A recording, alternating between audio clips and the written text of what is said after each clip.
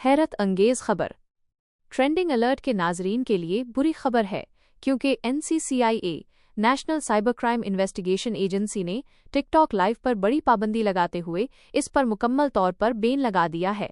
इस फैसले के बाद अब टिकटॉक लाइव इस्तेमाल करने वाले सारिफीन और इन अफराद को गिरफ्तार किया जा रहा है जिन्होंने इस ऐप से लाखों और करोड़ों रुपए कमाए हैं।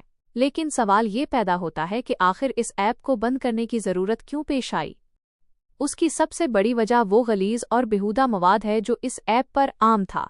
टिकटॉक लाइव पर न सिर्फ मर्द बल्कि खवातीन भी बेहुदा हरकतें करके पैसे कमा रही थीं। इस ऐप पर चैलेंजेस के नाम पर ऐसे काम करवाए जाते थे जिन्हें शायद हम आपको दिखा भी नहीं सकते। लड़के और लड़कियां इंतहाई नाजेबा और गैर इखलाकी सजाएं, पनिशमेंट्स एक दूसरे को देते थे, सिर्फ इसलिए कि उन्हें महंगे से महंगे गिफ्ट्स मिल सकें। ये सब कुछ शेयर मार के और डबल टैप करने जैसे अल्फाज के साथ होता था। यही वजह थी कि मैं इस ऐप को हमेशा से एक कचरा समझती थी।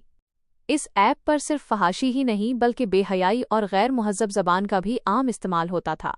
इस ऐप को इस्तेमाल करने वाले ज़्यादातर वो नौजवान थे जिन्होंने अपनी आंखें खोलें और अपना मुस्तकबिल रोशन करने की बजाय इस प्लेटफॉर्म पर गंदगी फैलाने को अपना मकसद बना लिया था।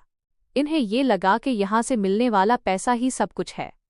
वो ये भूल गए कि दुनिया के तरक्की याफ्ता ममालिक जैसे अमरीका, बरतानिया और चीन में उसी उम्र के नौजवान बड़े बड़े बिजनेस करके मुल्क का नाम रोशन कर रहे हैं। लेकिन अब NCCI ने इस मसले पर संजीदगी से काम करना शुरू कर दिया है। टिकटॉक लाइव पर पैसा कमाने वाले बड़े बड़े टिकटॉकर्स जैसे रजब बट, मिस्टर पिटलू, शटलू और सिस्टर लोजी समेत दीगर अफराद के गिर्द घेरा तंग हो चुका है। उन लोगों से वो सारा पैसा वसूल किया जा रहा है जो उन्होंने गैर कानूनी तरीके से कमाया था। उसमें वो पैसा भी शामिल है जो उन्होंने मनी लॉन्ड्रिंग के जरिए बैरून मुल्क भेजा था। इसके साथ ही डकी भाई केस में भी नई पेशरफ्त हुई है। अदालत ने डकी भाई को कुछ दिन का मजीद रिमांड दे दिया है।